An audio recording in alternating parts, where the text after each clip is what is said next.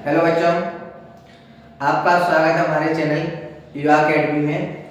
तो आज जो हम प्रश्न करने वाले हैं 8.a का 9 नंबर का क्वेश्चन है, नवा क्वेश्चन है, जिसमें जो बेटा दिया है त्रिभुज एबीसी में जिसका कोण बी समकोण है। एक त्रिभुज दिया है एबीसी में जिसका कोण हमें बी समकोण रखना है।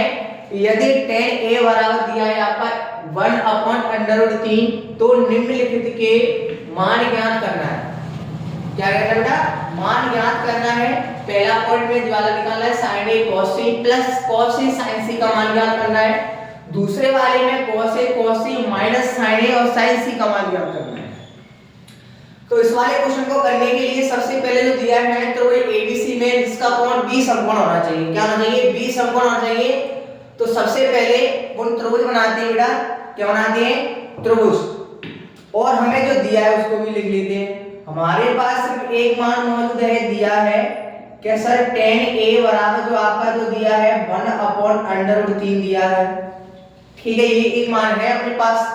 ठीक है बेटा। और हमारे पास एक त्रिभुज एबीसी भी दिया था। समकोण त्रिभुज एबीसी बनाइए आप और बी समकोण होना चाहिए। जिसका क्या होना चाहिए बेटा? बी समकोण। तो ए बी और सी, क्योंकि मैं बी समकोण लेना है इसलिए मैं बी का रखूंगा बेटा, नहीं रखूंगा ए और सी में इधर रखूंगा। ठीक है बेटा। अब देखिए सॉल्व करते हैं। सबसे पहले मैं इसको देख लेता हूं। tan का मेरे को याद है, tan का हमारा होता है लंब बट्टे आधार होता है। क्या होता है बेटा? लंब बट्टे आधार। तो tan का मतलब जी हो गया अपना लंब का मान 1 हो गया, आधार का मान कितना होगा बेटा? √3। आधार का मान √3 हो गया, लंब का मान हो गया आपका 1। ठीक है बेटा। तो सबसे पहले हमें sin c cos c चाहिए। सबके मान हमारे पास मौजूद होना चाहिए, तभी आप मान निकाल पाओगे। हमारे पास तो सिर्फ किसका है? tan a का ही है। किसका है? tan a का ही है। तो मैं जरा आपको एक चीज बता दूं, हमें ज्ञात होना चाहिए कि sin a cos a का सबका मान कितने का होता है। देखो, जो अपना sin थीटा का होता है बेटा, याद होना चाहिए सही बच्चों को। sin थीटा जब अपना cos थीटा का होना चाहिए, जी बेटा अपना tan थीटा का होना चाहिए। अगर पहला पॉइंट अगर आप निकालेंगे, सबसे पहला जो पॉइंट है अपना sin a है और cos c है बेटा। और क्या है? sin a cos c और प्लस का है cos a और बेटा क्या है? sin c। या कुछ नहीं है तो डॉट लगा लेना, मल्टीप्लाई का चिन्ह लगेगा आपका। ठीक है बेटा। तो जरा आप ये देखिए, अगर sin a का मान निकालेंगे तो हमारे पास क्या होना चाहिए? sin थीटा निकालने के लिए लंब बट्टे कर्ण चाहिए। क्या चाहिए? लंब बट्टे कर्ण। तो लंब तो है, कर्ण तो हमारे पास मौजूद ही नहीं है। तो ऐसा निकालने के लिए सबसे पहले हम क्या करते हैं? कर्ण वाली भुजा भी निकाल लेते हैं। ठीक है कि नहीं? तो समकोण त्रिभुज एबीसी में अपन पाइथागोरस प्रमेय लगाएंगे बेटा। क्या लगाएंगे? समकोण त्रिभुज एबीसी में पाइथागोरस प्रमेय लगा लेंगे। ठीक है बेटा। सबसे पहले अपन sin a cos a सब मान को निकाल लेते हैं। ठीक है बेटा। तो देखिए जरा, सबसे पहले अपन समकोण त्रिभुज एबीसी में पाइथागोरस प्रमेय लगाता हूं। देखो, समकोण जो त्रिभुज है आपका, समकोण त्रिभुज एबीसी में पाइथागोरस प्रमेय लगाएंगे बेटा। क्या लगाएंगे? पाइथागोरस प्रमेय से। ठीक है बेटा। तो क्या होता है सर? हमारा ये होता है कर्ण स्क्वायर बराबर होता है लंब स्क्वायर। सीधी भुजा का नाम रख देते हैं। तो कर्ण वाली भुजा जो हो गई, लंब वाली जो हो गई, क्या हो गई? कर्ण वाली और लंब वाली ab स्क्वायर हो गई। आधार आपका बेटा bc स्क्वायर हो गया। तो कर्ण वाली भुजा ac का ac स्क्वायर रहेगा बेटा आपका। ab का मान बेटा आप 1 रखोगे और bc की जगह पे आप क्या रखोगे? √3 रखोगे। इससे आप सॉल्व करोगे आगे तो 1 का वर्ग बेटा 1 आएगा, √3 से यहाँ पर कट जाएगा तो 3 बचेगा। ac स्क्वायर बराबर 3 और 1 4 होगा बेटा। जैसे इसमें स्क्वायर उठाएंगे इसमें क्या आ जाएगा? अंडर रूट का चिन्ह आ जाएगा। तो कहने का मतलब ये ac का मान कितना निकल के आएगा बेटा? 2, क्योंकि 4 का वर्गमूल कितना होता है बेटा? 2। ये अपनी भुजा निकल के बेटा आ गई। कितना आएगा बेटा? 2।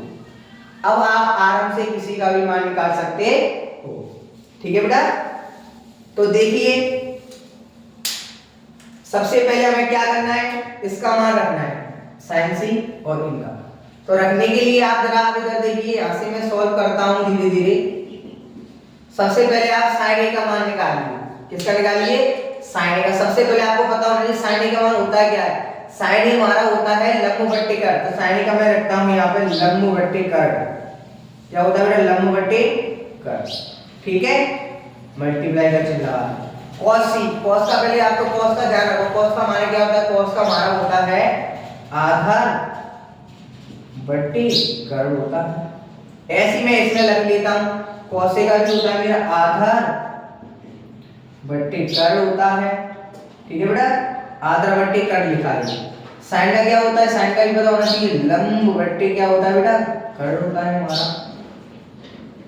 अब देखो जरा, अगर मैं साइन ए का लंब बट्टे कर्ण होता है तो साइन की थीटा मेरा क्या है बेटा? ए है। अगर मैं थीटा साइन का मान निकालूंगा साइन ए का, तो थीटा मेरा ये रहेगा, तो लंब वाली भुजा जे कहलाएगी, आधार कौन सी कहलाएगी? ये वाली कहलाएगी। अगर साइन ए का मान निकालना है, किसका मान निकालना है? साइन ए का। या तो आप एक एक करके भी निकाल सकते हो। कैसे निकाल सकते हो? एक एक करके। चलो मैं एक एक करके निकाल के बता देता हूँ, फिर आप इसमें मान रख लेना। ठीक है क्या नहीं? जैसे कि करके कैसे? सबसे पहले आप साइन ए का ही मान निकालो। साइन ए का क्या होता है? शायद सर हमारा होता है साइन ए का लंब बट्टे क्या होता है बेटा? कर्ण होता है। तो इसका सबसे पहले मान निकालो। थीटा में ए लेना है, तो लंब वाली भुजा जे कहलाएगी, आधार कौन सी कहलाएगी? ये वाली। तो लंब की जगह पे क्या आएगा? √3। क्या आएगा बेटा? √3। कर्ण का मान कितना है? कर्ण का तो आपका है जो आपका निकल आया साइन ए का मान। अब जो मैं निकालने वाला हूँ साइन ए का निकल आया, साइन सी का भी निकाल लीजिए क्योंकि सभी मान हमें चाहिए, तो साइन सी का भी निकाल। चलो cos सी का निकालो। पहले साइन ए का हो गया, cos सी का निकालो। चलो cos सी का बेटा कैसे निकालेंगे हमें पता होना चाहिए। आधार बट्टे कर्ण होता है। cos सी का क्या होता है बेटा? आधार बट्टे कर्ण होता है। तो इसका मान निकालने के लिए देखो थीटा यहाँ पे सी है, तो अगर थीटा अगर आप सी लोगे तो लंब जे कहलाएगा, आधार जे कहलाएगा। तो लंब की जगह पे क्या आएगा बेटा? एक आएगा, और आधार की जगह पे क्या आएगा? √3 आएगा। आधार की जगह क्या आएगा बेटा? √3।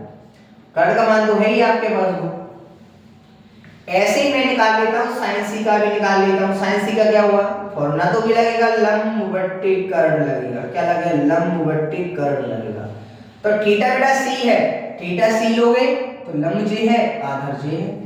तो लंब कौन सा? थीटा सी है। थीटा सी लोगे तो लंब आपका 1 रहेगा, और कर्ण तो आपको पता ही 1/2 रहेगा। ऐसे ही साइन सी हो गया। अब मैं cos ए भी निकाल, सारे मान निकाल लेंगे, फिर आराम से आप रख लेना। फॉर्मूला तो आपका पता ही होता है, आधार बट्टे कर्ण। तो अगर cos ए निकाल रहे हैं तो थीटा आपका जे है, तो आपका लंब जे कहलाएगा। क्या कहलाएगा? लंब। आधार आपका जे कहलाएगा। 1/2 कर्ण का मान। अब सबरे मान निकालो। कौन कौन से कोण दिए थे? सबरे मान निकाल के पहला वाला सवाल अपना जो वाला था, पहला वही था ना, तो सबसे पहले इसको निकालो। तो मैं इसको यहाँ पे लिख लेता हूँ दोबारा से, sin a और cos c plus cos a और sin c।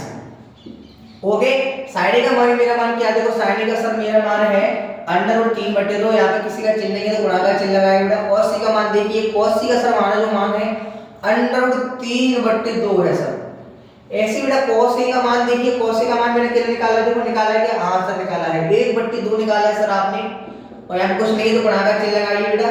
sin c का मान देखिए, sin c का भी सर 1/2 है। सॉल्व करिए, बहुत ही आसान है। √3 से मल्टीप्लाई करोगे तो बेटा √3 का आपका होल स्क्वायर बनेगा, और 2 दूनी बेटा 4 होगा। ऐसे ही बेटा इसको करेंगे, 1 बन जाए 1 आएगा, 2 दूनी 4 आएगा। इससे आपका ये कटेगा, तो आपका बेटा निकल के आएगा 3/4 प्लस 1/4। आपको ज्ञात होगा कि जब आधार समान होते हैं, ऊपर वाली संख्या सेम टू सेम आ जाती है, तो जोड़ के अपना आएगा बेटा कितना? 3 1 4 बटा 4, 4 से 4 काटो तो कितना निकल के आएगा? 1 आंसर आएगा। ये पहला वाला आपका सॉल्व हो गया। दूसरा वाला भी देखिए बेटा, दूसरा वाला भी बता देते हैं।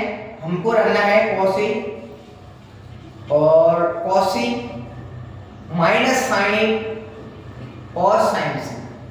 ठीक है, तो cos c का मान देखिए, सारे मान मैंने निकाल लिए पहले से। cos a का सबका मान है 1/2 है, और cos c जरा देखिए, cos c का है, cos c का मान कितना है?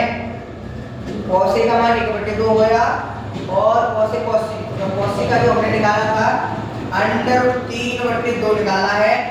sin a का मान देखिए, sin a का है अपना कितना? √3/2 कितना है बेटा? √3/2 है। और साइन सी देखो, साइन का मतलब रख दिया √3 तो साइन सी देखो, साइन सी कहां है अपना, साइन सी जब ले गया 1/2 है। सॉल्व करिए, इसका कैसे करें, √3 2 दूनी 4, सिंपल सा √3 2 दूनी 4, तो इसका तो आंसर जे संख्या माइनस का जे प्लस का तो कट जाएगा, तो दूसरे वाले का जो आंसर आएगा कितना आएगा, 0 आएगा, कितना आएगा, 0 आएगा। तो आपके दोनों पॉइंट मैंने करा दिए हैं, बहुत ही सिंपल तरीके से मैंने कराए हैं, आपको समझ में आया होगा सही बच्चों को।